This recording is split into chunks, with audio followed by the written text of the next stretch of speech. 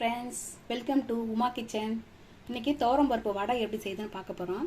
அதுக்கு தேவையான பொருள் ஒரு டம்ளர், இந்த டம்ளரால் ஒரு டம்ளர் துவரம்பருப்பு எடுத்து 10 நிமிஷம் ஊற வச்சு கழுவி எடுத்து வச்சுருக்கேன். கொஞ்சம் பூண்டு எடுத்து வச்சுருக்கேன், ஒரு 4 காஞ்ச மிளகாய் எடுத்து வச்சுருக்கேன், கொஞ்சம் கருவேப்பிலை எடுத்து வச்சுருக்கேன், கொஞ்சம் சோம்பு எடுத்து வச்சுருக்கேன், கொஞ்சம் கொத்தமல்லி நறுக்கி வச்சுருக்கேன், 2 பெரிய வெங்காயம் நறுக்கி வச்சுருக்கேன். தேவையான அளவு உப்பு போட்டுக்கலாம், கொஞ்சம் பெருங்காயம், அதுக்கு தேவையான அளவு எண்ணெய். இப்போ எப்படி செய்யறதுன்னு பார்க்கலாம். இப்போ நான் ஒரு மிக்ஸி ஜாரில் போட்டு அதை அரைக்க போகிறேன். மாவு வந்து நல்லா கொருன்னு அரைச்சி எடுத்துக்கலாம். இந்த கருவேப்பிலை பூண்டெல்லாம் சேர்த்து கொருன்னு அரைச்சி எடுத்து ரெண்டுத்தையும் சேர்த்து மிக்ஸ் பண்ணி நம்ம இப்போ வடை எப்படி செய்யுதுன்னு பார்க்க போகலாம்.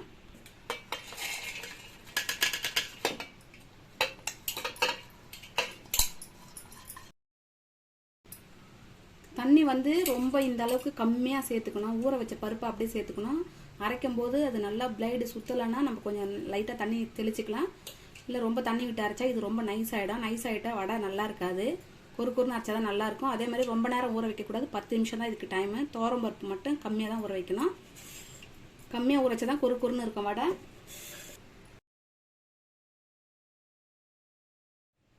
லைட்டாக கொஞ்சம் தண்ணி தெளிச்சுக்கிறேன்.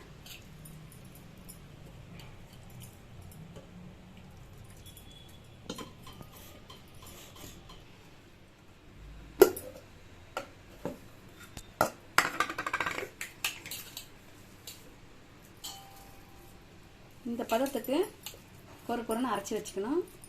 மாவு தண்ணியாக அரைச்சிடக்கூடாது, கெட்டியாக அரைச்சி வைக்கணும்.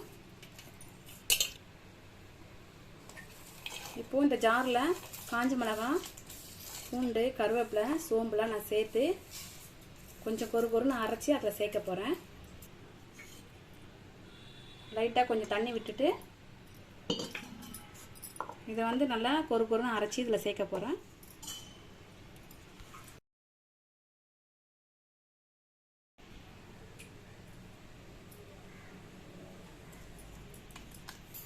இப்போ இதில் சேர்த்தாச்சு, கொருன்னு அரைச்சதெல்லாம் சேர்த்தாச்சு. இப்போ கொஞ்சம் பெருங்காயத்தூள் சேர்த்துக்கலாம். இப்போ கொத்தமல்லியும் வெங்காயமும் சேர்க்குறேன்.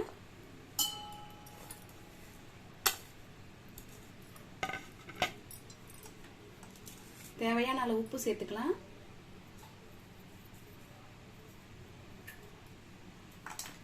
இப்போ இதை நல்லா பிசைஞ்சிட்டு எண்ணெய் சூடு ஏறணுன்னு போட்டு எடுத்துக்கலாம்.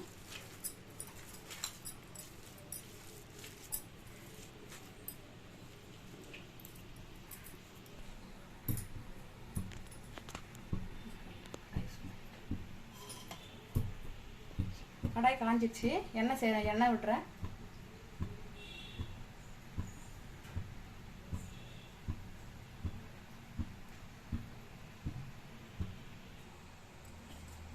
இப்போ எண்ணெய் சூடு ஏறிச்சு. இப்போ வடையை தட்டி போட்டுக்கலாம்.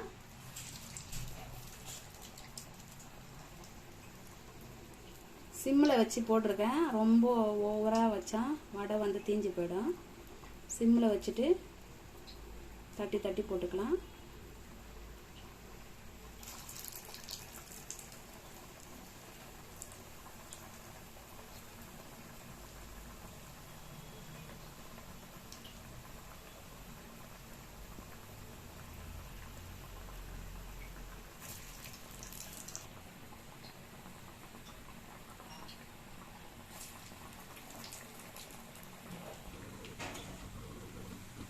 இப்போ வடை வந்து வெந்துடுச்சு. இப்போ எடுத்து தட்டில் வச்சுக்கலாம்.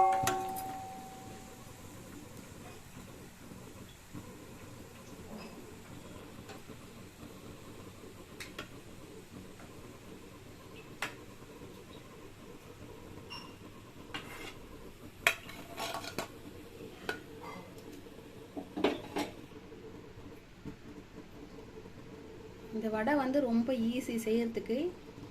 10 நிமிஷம் ஊற வைக்கிறதுக்கு, இதை அரைச்சி எடுக்கிறதுக்கு 15 நிமிஷத்துலேயே செஞ்சிடலாம். இது